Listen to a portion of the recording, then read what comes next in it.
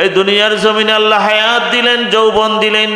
হাদিস শরীফে সাক্ষী নবীজি ফরমান, ও আমার উম্মত, হায়াতটার নিয়ামত মনে করে রে।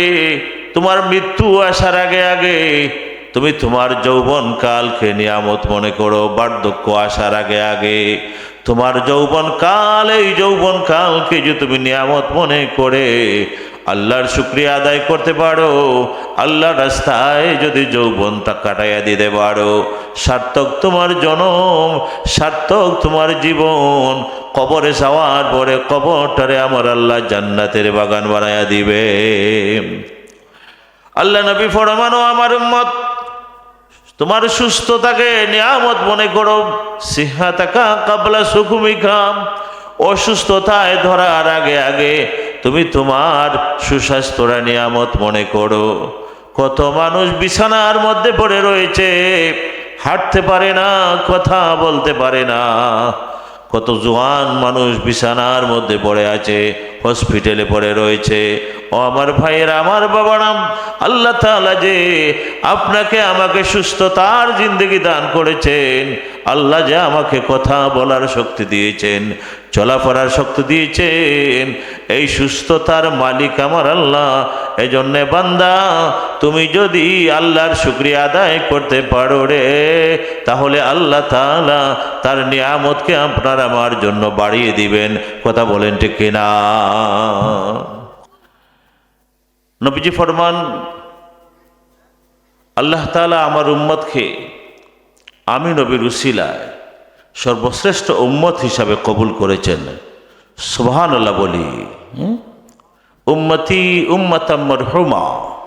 নবীজি ফরমান, আমার উম্মত হচ্ছে সবচেয়ে দয়াবান উম্মত। আমার উম্মতের প্রতি আমার আল্লাহ তাআলার সবচেয়ে বেশি দয়া। যেমন আমি নবী আমার আল্লাহর বেশি মায়ার। নবী যেমন আল্লাহর কাছে মায়ার, উম্মত হিসাবে আপনার আমার প্রতি আল্লাহ তাআলার দয়া আছে না নাই? আছে। আল্লাহ নবী ফরমান, আমার উম্মত কবরে যাবে গুনাহ লইয়া, আর কবর থেকে উঠবে বেগুনাহ হইয়া। জোরে বলি সুবহানাল্লাহ।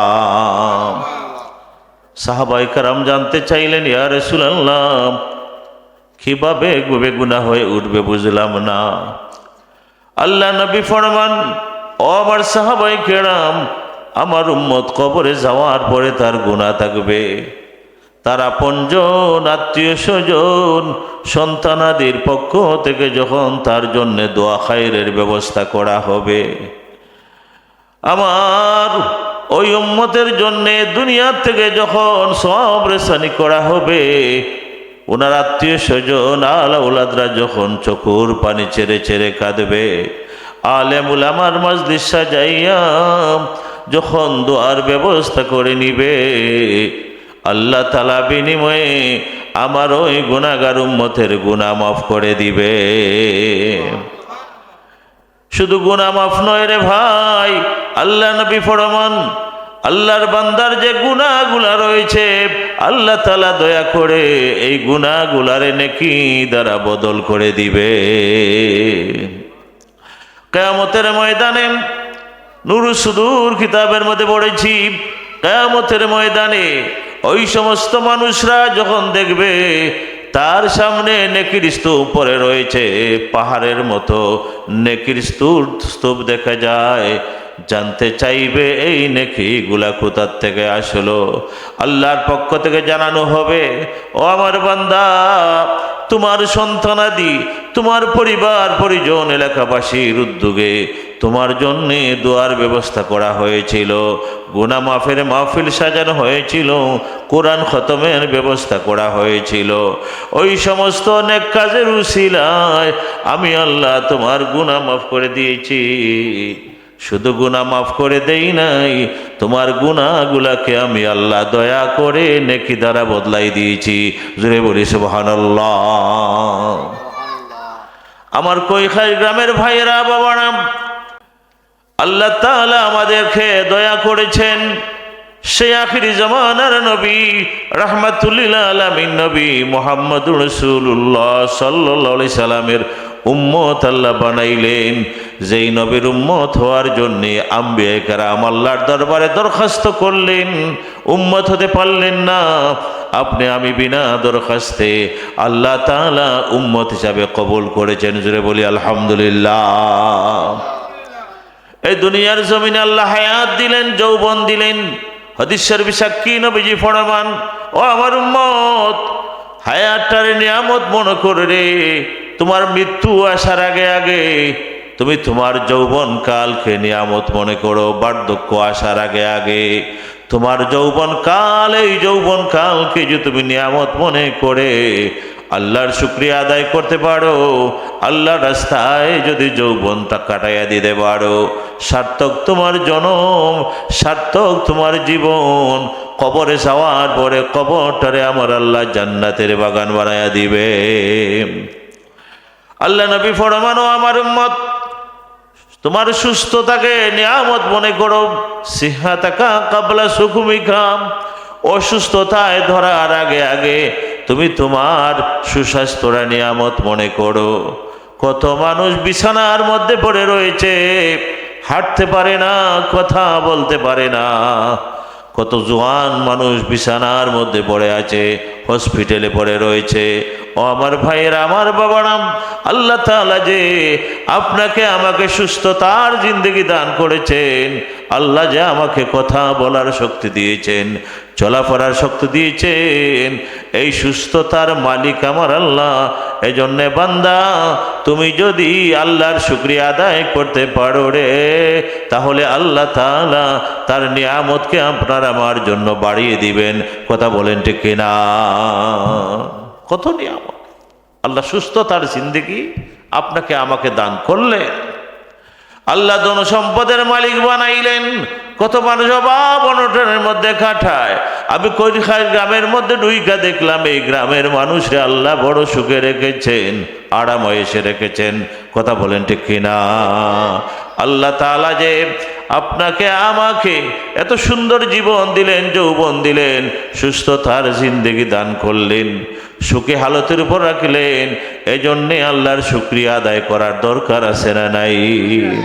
এই জন্য ভাইরা আমার, বাবারা আমার, আল্লাহর যেই বান্দা বান্দিরাম আমার আল্লাহর শুকরিয়া আদায় করবেন, আল্লাহর শুকরিয়া আদায় করার পন্থা আল্লাহ বলে দিচ্ছেন।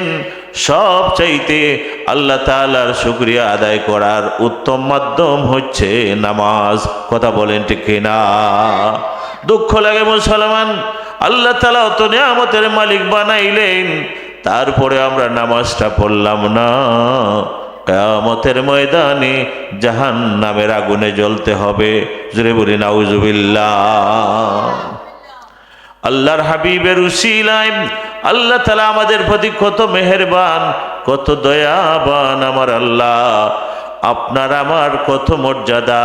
কোনো নেকির কাজ করলে অন্য নবীর উম্মতেরা একটা নেকি কাজ করলে নেকির বিনিময়ে একটা সওয়াব হয়, আর আখিরি জামানার নবীর উম্মত আমরা আল্লাহ তাআলা কত মায়া করলেন। একটা নেকি যখন আপনি আমি করার ইচ্ছা করি, আল্লাহ তাআলা ডান কাদের ফেরেশতারে ডেকে বলেন, ও আমার ফেরেশতা, আমার বান্দার আমল নামায় একটা নেকি লিখে নাও, এখনো কাজ করে নাই।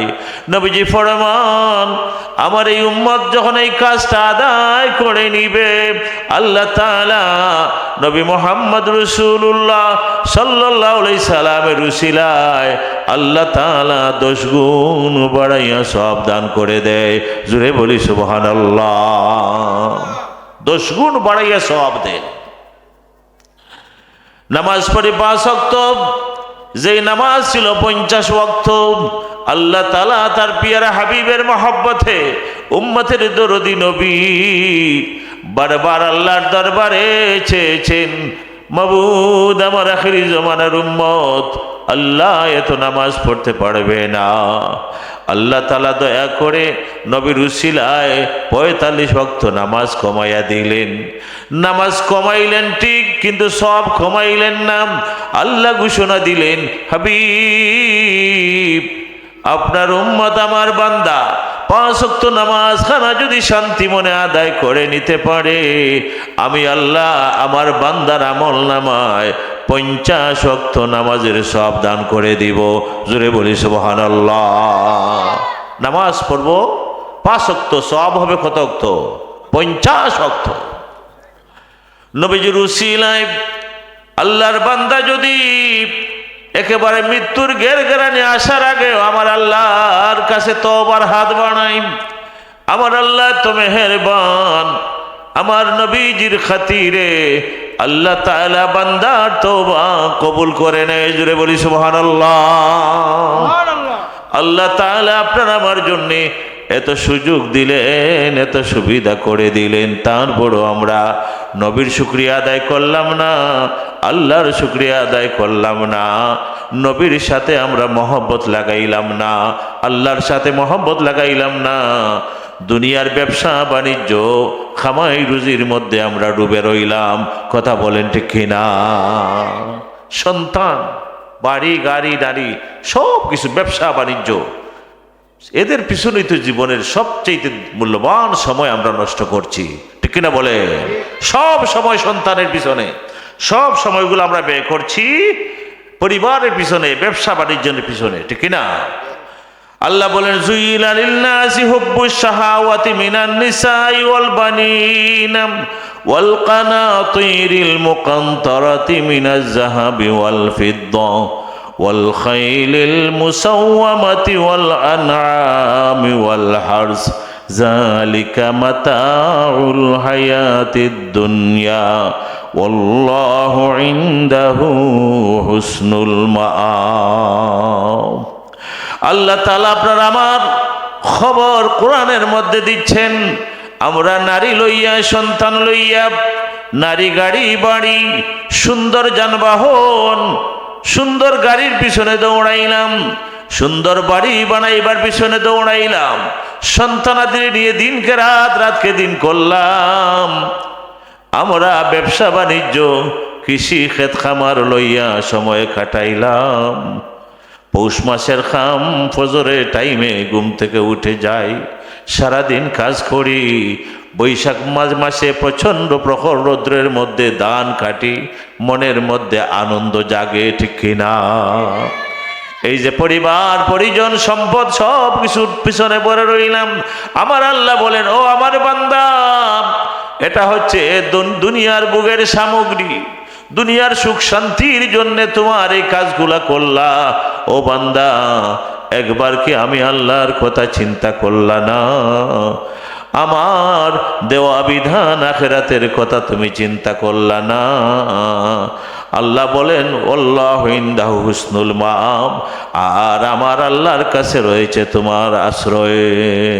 দুশরি পড়ি, সাল্লাল্লাহু আলা মুহাম্মদ সাল্লাল্লাহু আলাইহি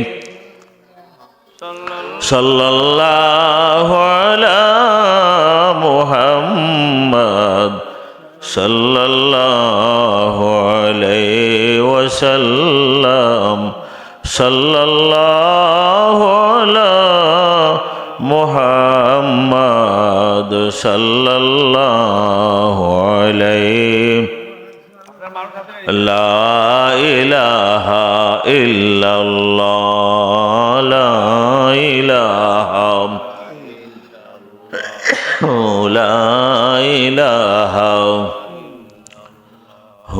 লা ইলাহা ইল্লাল্লাহ লা ইলাহা লা ইলাহা লা ইলাহা লা সুবহানাল্লাহ ওয়ালহামদুলিল্লাহ লা ইলাহা লা ইলাহা ইল্লাল্লাহু লা ইলাহা ইল্লাল্লাহ লা ইলাহা ইল্লাল্লাহু লা ইলাহা হাসবি রব্বি জাল্লাল্লাহ মা ফি কলবি গায়রুল্লাহ নূর মুহাম্মদ সাল্লাল্লাহু লা ইলাহা ইল্লাল্লাহু লা ইলাহা ইল্লাল্লাহু লা ইলাহা লা ইলাহা ইল্লাল্লাহু লা ইলাহা আল্লাহ তোমার করুণায় বেঁচে আসি।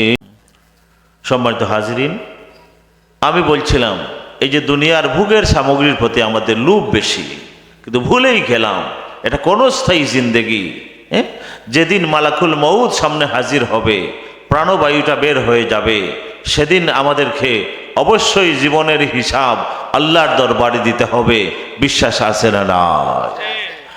সম্মানিত হাজিরিন, এই দুনিয়ার জমিনে আল্লাহ তাআলা আপনাকে আমাকে ভালো মন্দ কাজ করার সুযোগ দিয়েছেন। বান্দা যদি ভালো কাজ করেন, এটা আপনার জন্য। আল্লাহ বলেন, মান আমিলা সালিহান ফালিনাফসিহি ওয়া মান আসাআ ফাআলাইহা ওয়া মা রাব্বুকা বিযাল্লামিল লিল আবিদ। আল্লাহ কোরআনে বলেন, আমার বান্দা বান্দিরা যে নেক কাজ করবে, ভালো কাজ করবে, এটা তার জন্যে। আর যদি বাদ কাজ করে, সেটাও তার জন্যে। ভালো কাজ করলে বিনিময়ে আল্লাহ জান্নাত দান করে দিবেন, আর গুনার কাজ করলে বান্দা জাহান্নামের আগুনে জ্বলতে হবে। জোরে বলি নাউজুবিল্লাহ। এই জন্য আমার আল্লাহ ডেকে বলেন, ইয়া আইয়ুহাল্লাযীনা আমানু কু আনফুসাকুম ওয়া আহলিকুম নারা। আল্লাহ বলেন, হে আমার ইমানদার বান্দা বান্দিরা, তোমার নিজেরে তুমি জাহান্নামের আগুন থেকে বাঁচাও, তোমার পরিবার পরিজন সন্তানাদিরে জাহান্নামের আগুন থেকে বাঁচাও। ওয়াকুদুহান নাসু ওয়াল হিজারা, যেই জাহান্নামের আগুনের লাকড়ি হবে মানুষ আর পাথর। জুড়ে বলি নাউজুবিল্লাহ। মানুষ এবং পাথরকে দিয়ে আল্লাহ পাক জাহান্নামে আগুন জ্বালাইবে। জাহান্নামের ভয় আমাদের জাগে না, আর সাহাবাই কেরামের মনে জাহান্নামের কত ভয়। এমন একটা দৃষ্টান্ত যদি আপনাদেরকে আমি বলি, আল্লাহ নবীর এক সাহাবী হযরতে সালাবাতুল আনসারী নবীর সাহাবী, গুনাহ করার কারণে মনে কত ভয়। হঠাৎ একদিন সালাবাতুল আনসারী একজন মহিলার দিকে নজর করলে মহিলা ডাক দিয়ে বলেন, ইয়া আব্দাল্লাহ ইত্তাকিল্লাহ। ও নবীর সাহাবী, আল্লাহর বান্দা, তুমি আল্লাহরে ডরাও। খবরদার, তুমি আমার দিকে একবার চাইছো আর তাকাইও না। যেই নবীর সাহাবীর সামনে আল্লাহওয়ালা মহিলা ডাক দিয়ে বললেন, ওগো আল্লাহ নবীর সাহাবী, খবরদার, আমার দিকে তুমি অন্য নজরে তাকাইছো আর তাকাইও না। নবীর সাহাবীর মনের মধ্যে ভয় জেগে গেল, সর্বনাশ, আমি না গুনার কাজ করে নিয়েছি, আমার চোখ দিয়ে একজন বেগানা নারীর দিকে আমি অন্য নজরে তাকাইছি। জোরে বলি নাউজুবিল্লাহ।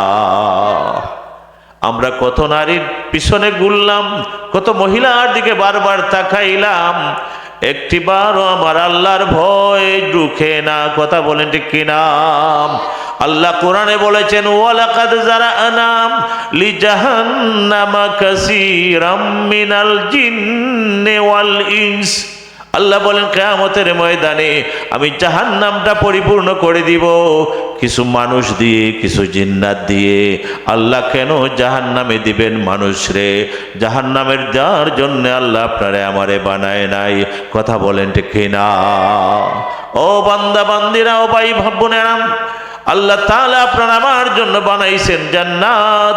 আখিরি জামানার নবীর উম্মত হিসাবে আমরা জান্নাতে যেতে চাই, বিশ্বাস আসেনি?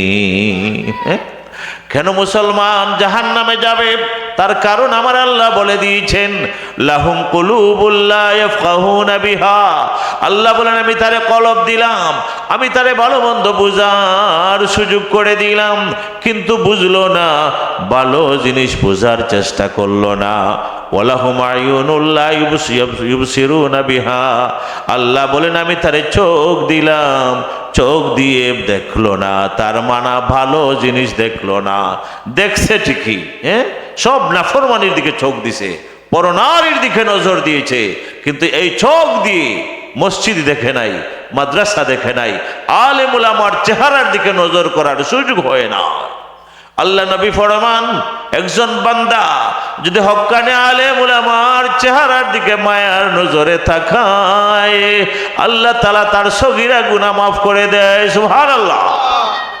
সন্তান যদি তার মা বাবার দিকে মহব্বতের নজরে তাকায়, আল্লাহ নবী ফরমান ওই সন্তানের আমল নামায় আল্লাহ তাআলা একটা মকবুল হজের সওয়াব লিখে দেয়। সুবহানাল্লাহ।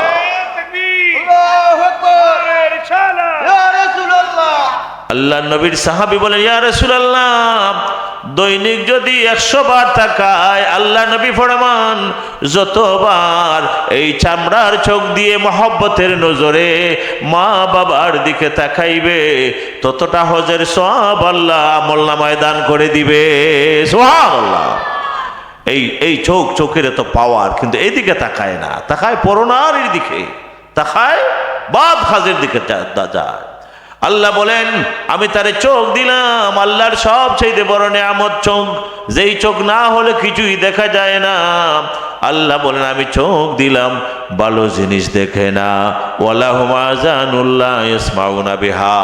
আমি আল্লাহ তারে কান দিলাম, কান দিয়ে শুনে না, শুনে না নয় শুনে, কিন্তু এই কান দিয়ে আল্লাহর কথা শুনে না, কোরআনের কথা শুনে না, আমার নবীর কথা শুনে না।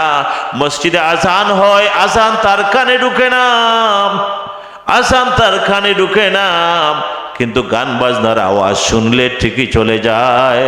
যুবক যুবতী একসাথে গান বাজনার আসরে বসে যায়, নায়িকার গান শুনিয়া 1000 টাকার নোট, 500 টাকার নোট উড়াইয়া মারে।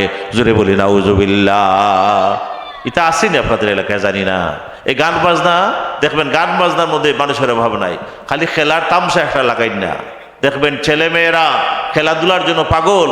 এখন তো বাংলাদেশের ফুটবল খেলা মেয়েরা টান, বহির্বিশ্বে যাই এখন তারা চ্যাম্পিয়ন। এই মহিলার এখন খেলার মধ্যে চলে যাচ্ছে। গ্যালারির মধ্যে দেখা যায় পুরুষের চাইতে মহিলার সংখ্যা বেশ, ঠিক কিনা? সম্মানিত হাজিরিন, আল্লাহ তাআলা মহিলাদেরকে এইভাবে ওপেন চলার সুযোগ দেয় নাই। আল্লাহ বলেন ওয়াকারনা ফি বুয়ুতিকুন্না ওয়ালা তাবাররুজনা তাবাররুজাল জাহিলিয়াতিল উলা।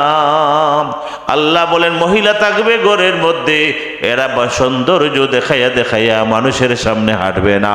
কথা বলেন ঠিক কিনা? আর আমাদের মেয়েরা, আমাদের ছেলেমেয়েরা এখন ওপেন, সব খোলামেলা, মিছিল মিটিং শুরু করে সব কানেই সমান তালে আছে না নাই? এটা আমাদের দেশের জন্য অশনি সংকেত, ইসলামের জন্য অশনি সংকেত। যেখানে মহিলারা পর্দায় থাকবে, সেখানে মহিলারা এখন বের হয়ে গেছে হাটে মাঠে ঘাটে বাজারে, ঠিক কিনা বলে? আল্লাহ বলেন বান্দা আমি তোমারে চোখ দিলাম, দেখো না, আমি তোমারে কান দিলাম, তুমি এই কান দিয়ে আল্লাহর কোরআন শুনো না, বুঝার চেষ্টা করো না। উলাইকা কাল আনাম। আল্লাহ বলেন এই মানুষটা 4 পায়া জানোয়ারের মতো। বালহুম আদল উলাইকা হুমুল গাফিলুন। আল্লাহ বলেন আমি মানুষ বানাইলাম, শ্রেষ্ঠত্ব দান করলাম, আর আমার শ্রেষ্ঠত্বের এই ঘোষণার পরেও যেই বান্দা বান্দি আমি আল্লাহর সাথে মহব্বত লাগায় না, আমার বন্ধুর সাথে মহব্বত লাগায় না, ইসলামের সাথে সম্পর্ক লাগায় না, কোরআনের মহব্বত লাগায় না, আল্লাহ নবী ফরমান এই মানুষটাই 4 পায়া জানোয়ারের চাইতে আরো নিকৃষ্ট। ওরা গাফিল হয়ে আছে। জোরে বলি নাউজুবিল্লাহ। গাফিল হয়ে আছে।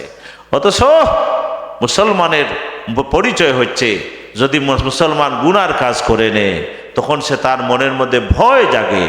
হাদিসের ইবারত ইজা সাররাতকা হাসানাতুকা ওয়া সাআতকা সাইয়াতুকা ফাআনতা মুমিনুন। মুমিনের পরিচয় নবীজি দিচ্ছেন, যখন ভালো কাজ করতে তোমার মনের মধ্যে আনন্দ লাগে, ভালো লাগে, বাদ কাজ করলে তোমার মনের মধ্যে অশান্তি লাগে। আমি গুনার কাজ করে নিয়েছি, তওবার হাত বাড়ার সাথে সাথে নবীজি ফরমান এটাই হচ্ছে মুমিনের লক্ষণ। জোরে বলি সুবহানাল্লাহ। এখন হিসাব মিলাই, আমরা গুনার কাজ করার পরে কি আমাদের মনে কি অনুশোচনা আসে কি না? যদি অনুশোচনা না আসে, বুঝতে হবে মুনাফিকের দফতরে নাম লেখা হয়েছে। আল্লাহর ভয় নাই, আখিরাতের ভয় নাই, ঠিক না? নবীর সাহাবী শুধু নজর করেছেন মহিলার দিকে, এমনই তার মনের মধ্যে ভয় আইছে, শরীরের মধ্যে কাঁপ শুরু হয়ে গেছে। হযরতে সালাবাতুল আনসারী মনের ভয় অন্তরে লইয়াম আল্লাহ নবীর দরবারে গেলেন না। নবীর দরবারে না গিয়া গুনাহ করে নিয়েছি, আমি গুনাহ করে নিয়েছি, এই আফসোস করে করে নবীর সাহাবী সালাবা পাহাড়ের মধ্যে চলে গেছেন। না জানি আমার বিরুদ্ধে আল্লাহর কোরআনের আয়াত নাজিল হয়ে যায় এই ভয়ে। জুড়ে বলি সুবহানাল্লাহ। সালামা এই যে একটা মাত্র পাপের ভাব ধরছেন, এই কারণে তিনি কাঁদতে কাঁদতে পাহাড়ের মধ্যে, একদিন নয় দুদিন নয় 40 দিন হয়ে গেছে। আল্লাহ নবীর সামনে জিবরিল আমিন হাজির হয়ে যান, ডাক দিয়ে বলেন, ইয়া রাসূলুল্লাহ, আপনার সালাবার খবর জানেননি? আপনার সাহাবী সালাবা কোথায়? নবী বলেন, কোথায়? জিবরিল আমিন বলেন, ইয়া রাসূলুল্লাহ, সালাবা চক্ষুর জিনা হয়ে গেছে মনে করে কাঁদতে কাঁদতে বাড়িঘর ছেড়ে দিয়েছে, পাহাড়ের মধ্যে রাত্র যত গভীর হয় আমার আল্লাহর দরবারে সেজদা দিয়ে দিয়ে কান্দে।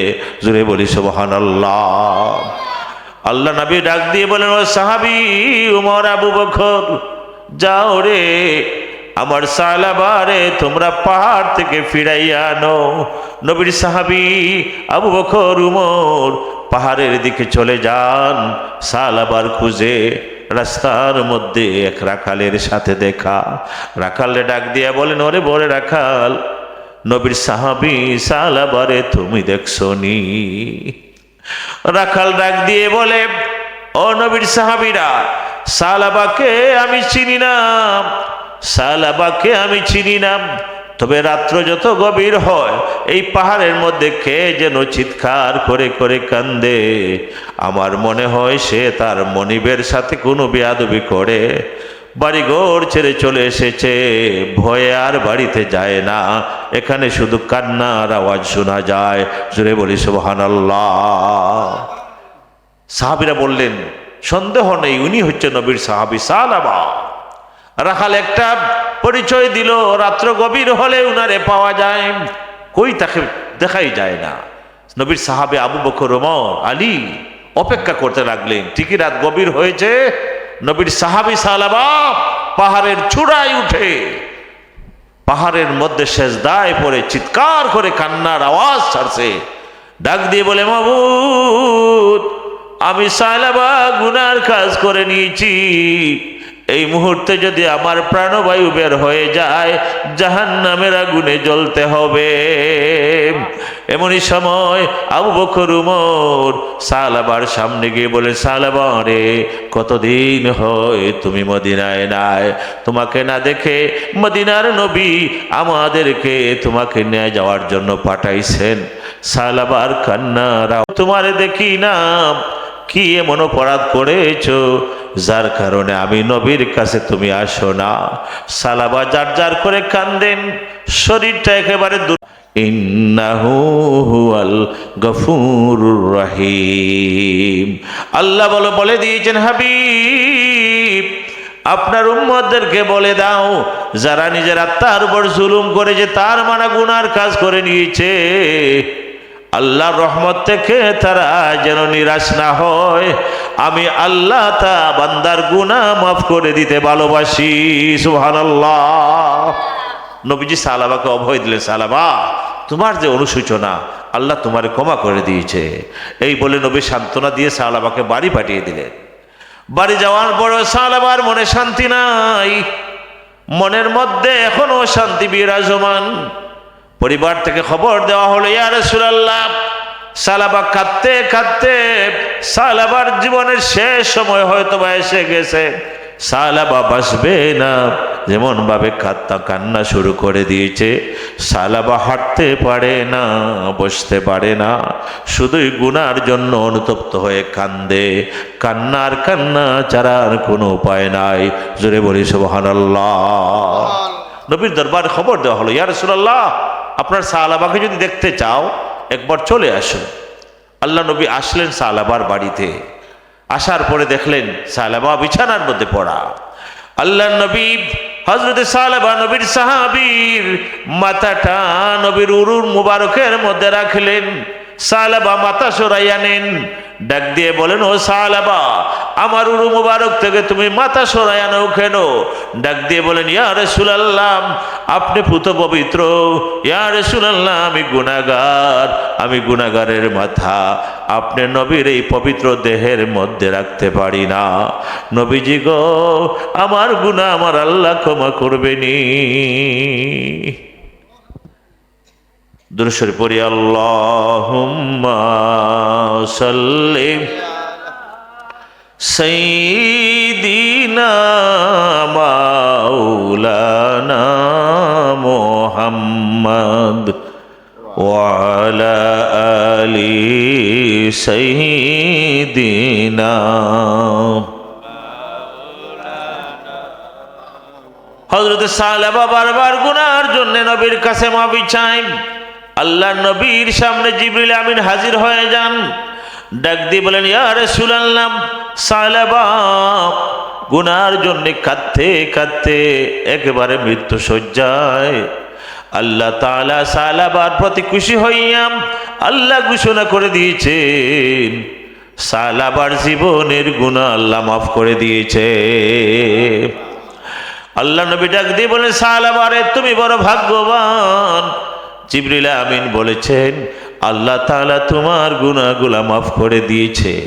যেই গুনাহ মাফির খবর সালাবা জানলেন, এমনি সালাবার জবান দিয়ে বের হলো, লা ইলাহা ইল্লাল্লাহু মুহাম্মাদুর রাসূলুল্লাহ। হযরত সালাবা গুনাহ থেকে মাফির খবর পাওয়ার পরে কালিমা নসিব হয়ে যায়। সালাবা চির বিদায় নিয়ে জমিন থেকে বিদায় হয়ে গেলেন। ইন্না লিল্লাহি ওয়া ইন্না ইলাইহি রাজিউন। শেষ জীবন শেষ হয়ে গেল আফসোস করে করে। এই যে কান্নার আওয়াজ, হ্যাঁ, আল্লাহ বলেন, ফালিয়াদহাকু কালিলা ওয়ালিয়াবু কাসীরা। ও বান্দা, তুমি কম কম করে হাসো আর বেশি বেশি করে কান্দো।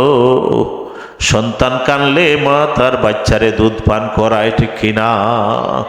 একজন মানুষের চোখের পানি আল্লাহর ভয়ে যখন চোখের পানি ছেড়ে ছেড়ে কান্দে, আল্লাহ নবী ফরমান, দুইটা পানি আমার আল্লাহর কাছে প্রিয়। এক, আমার আল্লাহর বান্দারা যখন আল্লাহর ভয় অন্তরে নিয়ে গুনার কথা ইয়াদ করে করে চোখের পানি ছেড়ে ছেড়ে কান্দে, এই চোখের পানি আমার আল্লাহর কাছে প্রিয়। মাটিতে পড়ার আগে আগে আল্লাহ তার বান্দার গুনাহ মাফ করে দেয়। দুই নম্বর পানি বান্দার দেহের রক্তের ফুটা। যেই বান্দা ইসলামের জন্য আল্লাহর জন্য নিজের দেহ রক্তটা জমিনে বাসাইয়া দেয়, এই রক্ত কিয়ামতের ময়দানে বান্দাকে নাজাতের উসিলা হয়ে যাবে। জোরে বলি সুবহানাল্লাহ। আল্লাহ নবীর সাহাবী কাঁদতে কাঁদতে এমন অবস্থা হলো, জীবন শেষ। গোসল দেওয়া হলো, জানাজার নামাজ পড়াইবার জন্যে নবীজি লাশ লইয়া মাঠের দিকে নিয়ে যান। পিছনে সাহাবায়ে কেরাম নজর করে দেখেন নবীজি উকিয়া উকিয়া হাঁটেন, কদম নবীজি ঠিক মতো ফালাইতে পারেন না। সাহাবীরা জানতে চাইলেন, ইয়া রাসূলুল্লাহ, নবী গো পায়ের মধ্যে কোনো ব্যথা পাইছেন বুঝি? আপনি নবী না, হাঁটতে পারেন না? বুঝলাম না। আল্লাহ নবী বলেন, ও সাহাবাই কেরাম, না না না, আমার পায়ে কোনো ব্যথা নাই, আমার পায়ে কোনো আঘাত নাই, আমি হাঁটতে পারি না, আমি কদম ফালাইতে পারি না। তার কারণ আমি যা দেখি তোমরা তা দেখো না। আমি দেখি আমার সালাবার জানাজায় শরীক হওয়ার জন্যে আল্লাহর পক্ষ থেকে, আসমান থেকে অগণিত ফেরেশতারা নাজিল হয়েছে হযরতে সালাবার লাশ সামনে, আর সাহাবায়ে কেরাম তোমরা পিছনে। তোমাদের সাথে আল্লাহর অগণিত রহমতের ফেরেশতারা নাজিল হয়েছে, তারাও হাঁটে, আমি নবী পা ফেলতে পারি না। আমি দেখি কদম দিলেই কোন ফেরেশতার গায়ে আমার পা পড়ে যায়। জোরে বলি সুবহানাল্লাহ। জিবরিল আমিন নবীর সামনে আবার হাজির, ডাক দিয়ে বললেন, ইয়া রাসূলুল্লাহ, নবী গো, পৃথিবীর সমস্ত গুনাহগার উম্মত আপনার গুনাহগার উম্মতের তওবা যদি এক পাল্লায় রাখা হয়, আর হযরতে সালাবার তওবা যদি এক পাল্লায় রাখা হয়, খোদার কসম করে বলি গো নবী, সালাবার তওবার পাল্লা ভারী হয়ে যাবে। আল্লাহ বলেন, ইয়া আইয়ুহাল্লাযীনা আমানু তুবু ইলাল্লাহি তাওবাতান নাসুহা। আল্লাহ ডাক দিয়ে বলেন, আমার বান্দা বান্দিরা, গুনাহ করে নিয়েছ, নিজের আত্মার উপর জুলুম করেছ, ভয় নাই ভয় নাই, তওবা করার মতো তওবা করো, আমি আল্লাহ তোমার তওবা কবুল করে গুনাহ মাফ করে দিব। সুবহানাল্লাহ। আমার ভাইয়েরা, আমার বাবারা, আমরার গুনাহ আছে না নাই? যদি গুনাহ মাফ করাইতে চাও, আমার নবীর উসিলা বানাও, নবীর মহব্বতের বাগান সাজাও, মিলাদ কিয়ামের বাগান সাজাও, নবীর মহব্বতের জিন্দেগি লাগাও। আল্লাহর কোরআন দলিল। আল্লাহ বলেন, ও গুনাহগার বান্দা বান্দিরা, শুনো শুনো, গুনাহ যদি করে নাও, আমার নবীর কাছে যাও, আমার নবীরে উসিলা বানাও, আমি আল্লাহ তোমার গুনাহগুলা মাফ করে দিব। আল্লাহ বলেন, ওয়ালাউ আন্নাহুম ইযলামু আনফুসাহুম জাউকা ফাস্তাগফিরুল্লাহ ওয়াস্তাগফারা লাহুমুর রাসূল লাওয়াজাদুল্লাহ তাওয়াবার রহিমা। আল্লাহ কোরআনে ডাক দিয়ে বলেন, ও আমার হাবিব, যদি আমার বান্দা বান্দিরা নিজের আত্মার উপর জুলুম করে, তার মানে গুনার কাজ করে নেয়, গুনার কাজ করার পরে যদি আপনি নবীর দরবারে হাজিরা দে, তার মানে আপনি নবীরে উসিলা বানাইয়া আমি আল্লাহর দরবারে চাই, আর আপনি নবী যদি আমি আল্লাহর কাছে চাও, আমি আল্লাহ ওয়াদা দিলাম, আপনি নবীর খাতিরে আমার বান্দার বান্দির তওবা আমি আল্লাহ কবুল করে নেই। সুবহানাল্লাহ। এজন্য সুন্নি মুসলমান, আমরা গুনাহ করি, গুনার পরে আমার নবীর উসিলা বানাইয়া দোয়া করি, ঠিক না? নবীর দরবারে হাজিরা দেই, আমরা বিশ্বাস করি আল্লাহর নবীর দরবারে হাজিরা দিলে গুনাহ মাফ হয়। বাংলাদেশ থেকে বারবার যাওয়া যাবে না। এই আয়াতের দিকে লক্ষ্য রেখে যদি এই বাংলার জমিন থেকেও আমার নবীরে সালাতু সালাম জানাইয়া, আমার নবীর মহব্বত অন্তরে লাগাইয়া, ও বান্দা বান্দিরা, আমার নবীর উসিলা বানাইয়া যদি চাইবার মতো চাইতে পারো, আমার আল্লাহ ক্ষমা করে দিতে পারে কিনা বলেন? অবশ্যই পারে। বিশ্বাস রাখুন, নবীর সাথে মহব্বত লাগাও। এজন্য আমি আপনাদের সামনে আয়াতে কারিমা তিলাওয়াত করেছিলাম। আল্লাহ বলেন, ইয়া আইয়ুহাল্লাযীনা আমানু হাল আদুল্লুকুম আলা তিজারাতিন তুনজিকুম মিন আযাবিন আলীম। আল্লাহ ডাক দিয়ে বলেন, হে আমার ইমানদার বান্দা বান্দিরা, তোমরা কি আমি আল্লাহর সাথে ব্যবসা করতে চাও? হাল আদুল্লুকুম আলা তিজারা, আমি কি তোমাদের এমন একটা ব্যবসার খবর দিব না, যেই ব্যবসা করলে জাহান্নামের আগুন থেকে বাঁচা যায়? সুবহানাল্লাহ। আল্লাহ তাআলা জাহান্নামের আগুন থেকে বাঁচার ব্যবসা পন্থা আল্লাহ আপনাকে আমাকে বলে দিয়েছেন। সুবহানাল্লাহ বলে। আল্লাহ তার বান্দার প্রতি মায়া কত। একজন মা তার সন্তানকে যত না ভালোবাসে, আল্লাহ তার বান্দাকে এর চাইতে 99 গুণ ভালোবাসে। সুবহানাল্লাহ। আল্লাহ তাআলা 1 ভাগ মায়া সমস্ত পৃথিবীর মধ্যে ছেড়ে দিয়েছেন, আর বান্দার প্রতি 99 ভাগ মায়া আল্লাহ তার নিজ কুদরতি হাতে রেখে দিয়েছেন। সুবহানাল্লাহ বলে। এজন্য আল্লাহ নাজাত দিতে চায়, মাফির ব্যবস্থা দিতে চায়। এমন ব্যবসার খবর আল্লাহ দিচ্ছেন। আমরা শুধু দুনিয়ার ব্যবসা করলাম, মুসলমান দুনিয়ার জিন্দেগি খতম হয়ে যাবে, প্রাণবয়ী যেদিন বের হয়ে যাবে। আল্লাহর সাথে ব্যবসা করুন, দুনিয়ায়ও লাভ, কবরে যাওয়ার পরেও লাভ। কিয়ামতের ময়দানে আল্লাহ তার বান্দা বান্দিকে সরাসরি দিদার দিবে। সুবহানাল্লাহ। এমন ব্যবসা চাই কিনা? এমন ব্যবসা করেছেন সাহাবায়ে কেরাম। আল্লাহ বলেন, বান্দা আমি এমন ব্যবসার খবর তোমাদের বলে দিচ্ছি রে, যেই ব্যবসা করলে জাহান্নামের আগুন থেকে বাঁচা যায়। আল্লাহ বলে যে তুমিনুনা বিল্লাহি ওয়া রাসূলিহি, ও আমার বান্দা, ও আমার বান্দিরা, আমি আল্লাহর প্রতি তোমরা ঈমান আনো, আমার বন্ধু দয়াল নবীজির প্রতি তোমরা ঈমান আনো। আল্লাহ যারা বিশ্বাস করবেন, আখিরি জামানার নবী রাহমাতুল লিল আলামিন নবীকে যারা জান প্রাণ দিয়ে বিশ্বাস করবেন, নবীর পরে নবী নাই। কথা বলেন ঠিক কিনা? আল্লাহ তার হাবিব মুহাম্মদ রাসূলুল্লাহকে যত গুণ দিয়ে সৃষ্টি করেছেন, সমস্ত গুণে আমার নবীকে মানতে হবে। আল্লাহর নবীকে আল্লাহ খাতামুন নবীন বানাইলেন, সর্বশেষ নবী বানাইলেন, নবীর পরে নবী নাই। এখন যদি মুসলমানের সুরত দইরিয়া দাড়ি টুপি পাগড়ি লাগাইয়া গোলাম আহমদ কাদিয়ানিরও নবী বিশ্বাস করে ঈমান থাকবেনি না। এজন্যে কাদিয়ানি জামাতরা মুসলমান না কাফের? কাফের। আজকে কাদিয়ানি মুসলমানরা মসজিদ বানায়, বাংলাদেশের কিছু মানুষের টাকার বিনিময়ে কিনে নিচ্ছে। জোরে বলি নাউজুবিল্লাহ। আজকে মুসলমান হয়ে নবীর দিন ছেড়ে, নবীর আদর্শ ছেড়ে, কোরআন ছেড়ে, আউলিয়া কেরামের আদর্শ ছেড়ে আজকে আমাদের ছেলে মেয়েরা কোন দিকে দৌড়ায়? ঈমানটা বরবাদ করে দিয়েছে। সুন্নি মুসলমান আমরা যারা আল্লাহর উপর ঈমান এনেছি, মুহাম্মদ রাসূলুল্লাহর প্রতি যার ঈমান আছে, আমরা সাহাবায়ে কেরাম দিনের উপর থাকতে চাই, আউলিয়া কেরামের আদর্শের উপর থাকতে চাই, ঠিক কিনা? যারা মাজার জিয়ারত মানে না, আউলিয়া কেরামের সহবত যারা বিশ্বাস করে না, এরাই মানুষকে বিভ্রান্তির দিকে নিয়ে যায়, ঠিক কিনা? আজকে দুঃখ লাগে মুসলমান যাদের উসিলায় আমরা ইসলাম পাইলাম, কোরআন পাইলাম, কোরআনের আওয়াজ পাইলাম, কালিমার দাওয়াত পাইলাম, আজকে শাহজালালের মাজার ভাঙ্গার জন্যে একদল নামদারি মুসলমান দৌড়ে। কথা বলেন ঠিক কিনা? মাজার ভেঙ্গে ইয়া রাসূলুল্লাহ, হুঁশিয়ার, সাবধান। মাজার ভাঙ্গার জন্য যায়, আবার মূর্তি পাহারা দেওয়ার জন্য যায়। জোরে বলি নাউজুবিল্লাহ। মুসলমান হয়ে কোন মুসলমান মূর্তির পাহারা দিতে পারে না।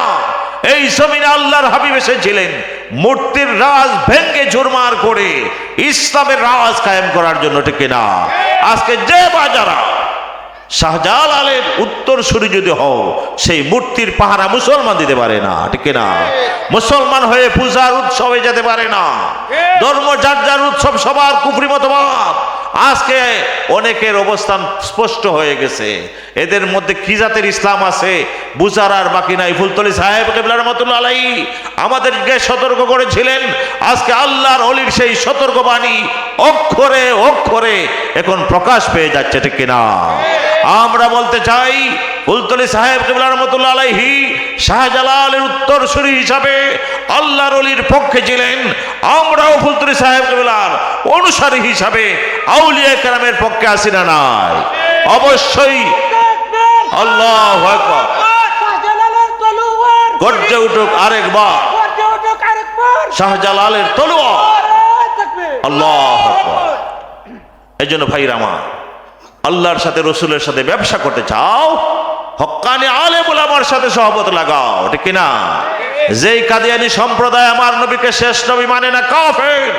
যে আমার নবীকে হায়াতুন নবী মানে না, কাফের। যে আমার নবীকে জিন্দা নবী মানে না, কাফের।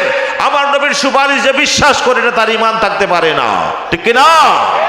এজন্য ঈমান নিয়ে আমরা বাঁচতে চাই। আমরা দুনিয়ার ক্ষমতা চাই না, আমরা রসুলের মহব্বত চাই, ঠিক না? সুন্নি মুসলমান আমরা কোরআন নিয়ে বাঁচতে চাই, কোরআনের আওয়াজ দিয়ে বাঁচতে চাই। এই যে রমজান মাস আইতেছে, দারুল কেরাতের খেদমতে যদি সময়টা দিতে পারেন, ছেলে মেয়ে দিতে পারেন, আল্লাহর সাথে ব্যবসা করলেন। কারণ এই কোরআন আমার আল্লাহর কালাম, ঠিক কিনা? এই কোরআনের সাথে যখন কথা বলি, আল্লাহর সাথে কথা বলি, কারণ এটা আমার আল্লাহর কালাম, ঠিক কিনা?